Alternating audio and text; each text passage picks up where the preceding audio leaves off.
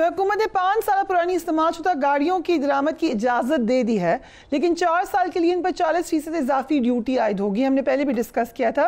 इस ड्यूटी के बाद क्या हम अब उम्मीद कर सकते हैं कि दरामदशुदा गाड़ियाँ सस्ती हो सकती हैं? एक तो ये कि मतलब ये तो जुज़ियात हैं। पहले what is that we are trying to do in Pakistan. एक तो ये है कि हम इंपोर्ट को आसान बनाने की कोशिश इसलिए कर रहे हैं ताकि एक कंपेटिटिव मार्केट जो है वो पाकिस्तान में क्रिएट हो। हम किसी को एक तरह से जिसे कहेंगे प्रोटेक्टिव इंडस्ट्री में रख के ये जो इन्फेंट इंडस्ट्री आर्ग्यूमेंट है या इंपोर्ट सब्सटीट्यूटिंग इंडस्ट्री आर्ग्यूमेंट है, इस आर्ग्यूमेंट से निकल जाए। मैं उस चीज के जैसे कहेंगे ना डेप्थ में जाने की कोशिश कर रहा हूँ कि what are we actually trying to do. So हम ये करने की कोशिश करें। इसमें जो 5 साल पुरानी गाड़ियां हैं, मतलब दे कम टू पाकिस्तान, सो वो एक कंपेटिटिव मार्केट क्रिएट करें ताकि जो लोकल गाड़ियां हैं वो लोकल ही ना बेच सकें। मतलब लाख गाड़ी ना बिके, पाकिस्तान 5 लाख प्रोड्यूस करे और बहुत एक्सपोर्ट भी करे। ये तभी होगा कि हम अपनी गाड़ियों को इंटरनेशनली कंपेटिटिव करेंगे। अब जो आपकी बात है गाड़ियां सस्ती होने की, मैं हमेशा इसमें एक चीज कहता हूं कि एक तो गाड़ियों की कीमत है, एक उन पे टैक्सेस हैं। ये भी याद रखिए कि गाड़ियां महंगी इसलिए भी हैं कि एक बहुत बड़ा टैक्स का बर्डन है ऑन द कार्स। अब जब गाड़ियां इंपोर्ट होना शुरू होंगी तो लोकल गाड़ियों की क्वालिटी भी बेहतर होगी, लोकल गाड़ियों की वैरायटी भी बेहतर होगी, और लोकल गाड़ियां अगर एक्सपोर्ट करने की पोजीशन में आएंगी तो अगर 5 लाख गाड़ी बनेगी तो उनकी कॉस्ट पर यूनिट जो है वो भी नीचे जाएगी। आई थिंक ये सारा ख्याल है इस चीज के पीछे। In the long run a competitive market is good for the consumer. इस सोच के साथ चलें। वो कब क्रिएट होती है ये we have to wait and see. So अक्टूबर के पहले हफ्ते में खबर सामने आई कि IMF ने पाकिस्तान इंपोर्ट डेटा में गुज़िश्ता 2 साल में 11 अरब डॉलर्स का जो फ़र्क है उसकी वजाहत मांग ली है। इसके मुताबिक पाकिस्तान ने 11 अरब डॉलर्स की जो इंपोर्ट डेटा था वो जाहिर नहीं किया था। सो ये क्या मामला था? ये पूरी कौम चाहती है कि इस पे क्लैरिटी हो। तो सबसे पहले तो जो भी कंसर्न मिनिस्ट्री है, कॉमर्स है, अदर्स उसके साथ महकमे हैं 3 जो इसमें मैटर करते हैं। एक पाकिस्तान सिंगल विंडो जिसका डेटा सबसे ज़्यादा ये बता रहा है ऑफ द हाईएस्ट इंपोर्ट। फिर पाकिस्तान प्राल जिसका डेटा कस्टम्स का है जो हमें बता रहा है, और एक तीसरा जो कि डेटा बेस्ड है किस चीज़ पे, फाइनेंशियल ट्रांजैक्शंस पे, वो स्टेट बैंक ऑफ पाकिस्तान के पास है।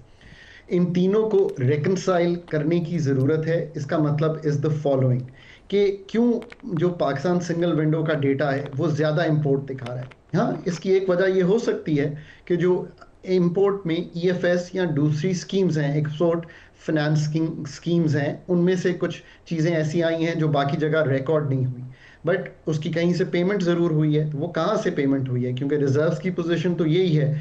तो ये एक बड़ी वजाहत मांगता है चीज़। मेरा ये ख्याल है कि जो इकोनॉमिस्ट ट्रेड को समझते हैं, यानी कि ट्रेड इकोनॉमिस्ट को पुट टुगेदर करके इसकी रेकन्सिलिएशन बनाकर पूरी कौम के सामने ये पर्चा आम कर देना चाहिए। शायद इसमें ये क्लैरिटी आ जाएगी कि कहाँ FOB बेसिस पे, कहाँ CNF बेसिस पे ये क्या फ़र्क है और वो क्यों आ रहा है, ताकि रेकनसाइल किया जा सके ये डेटा। आई थिंक इससे पहले कि इसमें ऐसी कबातें पैदा हों और एक ऐसे इशारा मिले कि शायद कोई चीज़ ऐसी है जो छुपाई जा रही है, मेरा ख्याल है clarity would do the best for the country. So okay, very important question. इस वक्त आलमी मंजरनामे में पाकिस्तान इज़ लुकिंग गुड।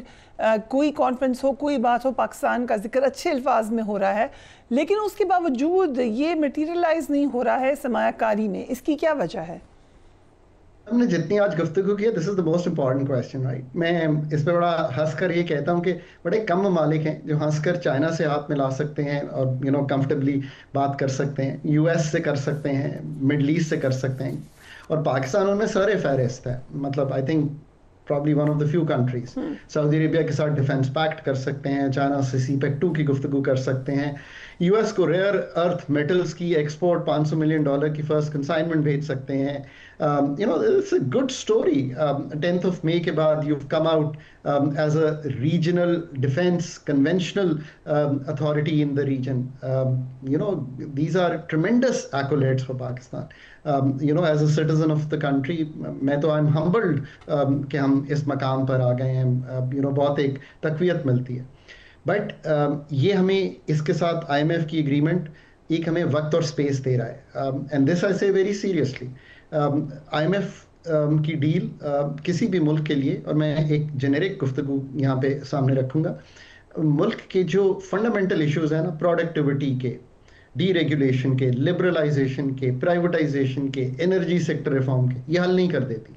ये सब जब तक हल नहीं होंगे तो जो एम्बियंस आप चाहते हैं कि बिजली कंपेटिटिव हो, टैक्स रेट्स कंपेटिटिव हो, ease of doing business competitive हो, रीजनली भी और अब मिडल ईस्ट से भी, आप पे टैक्स, मैडम इस वक्त अगर मैं कहता हूँ आप सबसे अच्छी एंकर है पाकिस्तान के, आप हाईएस्ट टैक्स ब्रैकेट में, तो 38.5% हम आपसे टैक्स लेंगे। आप कल ये नौकरी छोड़ के चली जाती हैं, आप कहती हैं मैं UAE में नौकरी करूंगी, तो आप पे ना होने के बराबर टैक्स होगा क्या? 8-9-10% भी नहीं होगा। So I want to make sure कि अच्छे कंपेयर पाकिस्तान से ना जाए, I want to make sure अच्छे अकाउंटेंट्स ना जाए। सो ये competitiveness of our doing business जो है, ये हमें compete करना है दूसरों के साथ। दूसरा, वी हैव टू इंश्योर, जैसे अभी आपने देखा कि एक इंटरनल भी सिक्योरिटी का चैलेंज आया, एक्सटर्नल बॉर्डर का भी आया, कि हम इससे सबसे पास थ्रू करके इंश्योर कर सकें कि law and order is the first priority of the state, and it should be protecting the citizens is the first priority of the state, और state ने इस दफा भी ये दिखाया बहुत अच्छा internally भी। So we have to develop this in the next 2 years। एक बहुत important window है, एक बहुत नादिर मौका है। And I say this, I've worked with the government for so long. I've seen the Pakistan development in a lot of readings. 78 साल में this is a beautiful ambience to do this work। क्या हम ये सब कर पाएंगे? क्या हम एक्सपोर्ट competitiveness बना पाएंगे? 2 साल बाद जब फंड नहीं होगा, अगर ये प्रोग्राम कंप्लीट भी हो जाता है, तो क्या हम $25 अरब लाने की पोजीशन में आ पाएंगे? These are the questions which must be debated thoroughly at the highest level with the authorities, and I hope the answer is that we do all the structural work कि हम वहाँ पे पहुँच जाएं।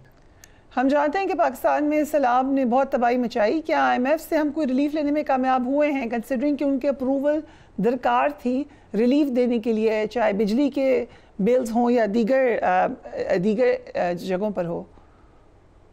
तो सबसे पहली बात ये कि अगर आप IMF की प्रेस रिलीज पढ़ें तो let's try and rely on what they said. उन्होंने बारहा जिक्र किया है कि सैलाब या आंगहानी आफत पाकिस्तान के लोगों के लिए जिनको नकल मकानी करनी पड़ी, और फिर जो इंफ्रास्ट्रक्चर तबाह हुआ, वो समझते हैं कि ये एक मेन रोल प्ले करती है इस दफ़ा की पूरे जो हमारा फ्रेमवर्क है, फिजिकल फ्रेमवर्क में।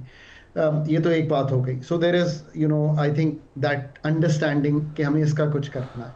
जहाँ तक बिजली के निर्खों में डिले का ताल्लुक है या इसका ताल्लुक है कि उनकी पेमेंट जो है वो वफाकी हुकूमत या सूबाई हुकूमत के साथ मिलकर जो भी फ्रेमवर्क तय हो, मेरा ख्याल है कि वो इतना कम बिल है उस सारी चीज़ का, क्योंकि आप 200 यूनिट तक के लोगों को ही रिलीफ देंगे, जो उसमें भी अफेक्टेड हैं उनको रिलीफ देंगे, उनको मौखर करें या उनकी पेमेंट करें कि वो हैंडल कर लिया जाएगा। ये भी याद रखिए कि सूबों को एक बहुत बड़ी रकम ट्रांसफर होती है NFC के तहत। सिर्फ उनका जो PSDP है वो 3000 अरब रुपए का है। सो वो ज़रूर उसको मुख्तस कर सकते हैं इनटू डेवलपमेंटल प्रोजेक्ट्स और the infrastructure which has been damaged. So I am sure कि इसको ज़रूर मलहूज़ खातिर रखा जाएगा कि हम ये चीज़ें उस तरह से करें कि जो रैपिड रिलीफ है वो उन लोगों तक पहुंच सके जिनको अपनी बहुत सा एग्रीकल्चर तबाह हुआ। बट ऑफ कोर्स ऐसा तो नहीं है कि ये सारी रिलीफ हर एक को पहुंच जाएगी। It is a pain that some people have taken, and we hope कि आने वाले दिनों में चाहे इनकम सपोर्ट हो, चाहे अदर मैकेनिज्म्स हो, ज़कात, उशर, फिलांथ्रोपी, ये सारा कुछ यूज़ करके हम उन तक पहुंच सकें in the coming days and months.